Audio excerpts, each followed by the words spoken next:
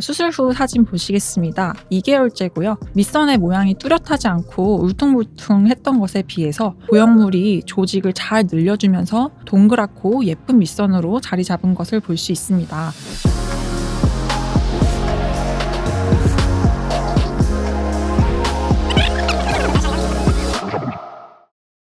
안녕하세요. 벗었을 때도 우아한 가슴을 만들어드리는 우아성형외과 박혜원 원장입니다.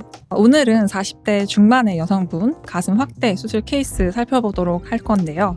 먼저 이분은 40대 중반이시고 20여 년 전에 모유 수유를 하신 경험이 있으셨습니다.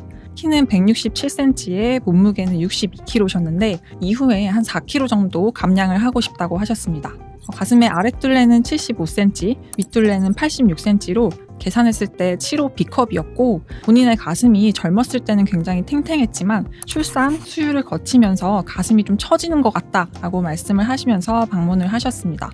우리가 흔히 가슴의 처짐을 진단할 때는 측면에서 본 가슴의 밑선의 위치 그리고 유두의 위치를 비교해서 결정을 하는데요. 이분은 엄밀히 말하면은 밑선의 위치보다 유두가 위에 위치하기 때문에 처진 가슴은 아닙니다. 다만 여러 과정을 거치면서 볼륨의 변화가 있었을 것이고 특히 윗가슴 부분이 많이 꺼지고 피부와 가슴을 유지하는 인대가 전체적으로 탄력을 잃으면서 유두부터 밑선의 길이가 약간은 길어진 상태라고 볼 수 있습니다.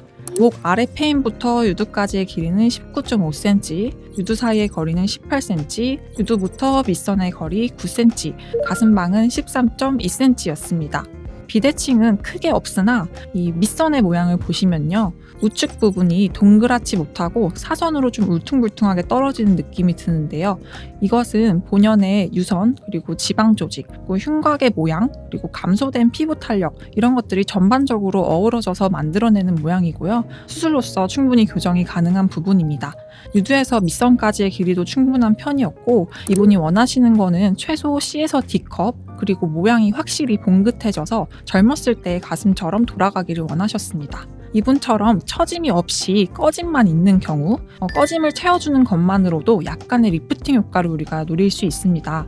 일반적으로 보형물은 높이에 따라서 키가 약간 낮은 타입이 있고요. 키가 큰 타입이 있는데요.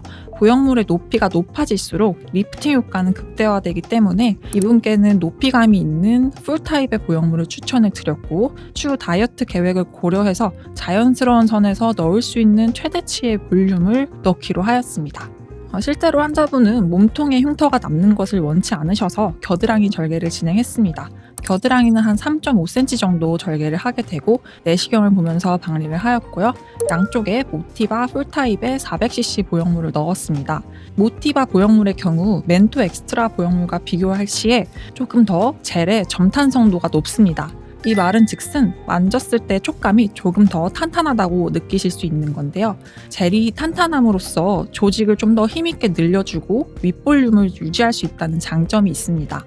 수술 후 사진 보시겠습니다. 2개월째고요. 밑선의 모양이 뚜렷하지 않고 울퉁불퉁했던 것에 비해서 보형물이 조직을 잘 늘려주면서 동그랗고 예쁜 밑선으로 자리 잡은 것을 볼 수 있습니다. 아무래도 임신, 수유를 거치면서 조직이 한번 늘어났던 경험이 있으신 분들은 모양과 촉감이 조금 더 빠르게 자리 잡는다는 장점이 있습니다. 다만 아직은 윗볼록이 살짝 남아있는데요. 이것은 시간이 지나면서 아랫부분의 가슴이 훨씬 잘 늘어나주면서 좋아지는 부분입니다. 컵수는 직접 재보진 않았지만 못해도 2컵 이상은 될 것으로 예상이 됩니다. 오늘은 수유 그리고 출산 이런 여성으로서는 피할 수 없는 과정들을 거치면서 변화된 가슴에 불만족을 가지시고 조금 더 예쁜 가슴을 갖기 위해서 수술을 진행하신 분의 케이스를 살펴보았습니다.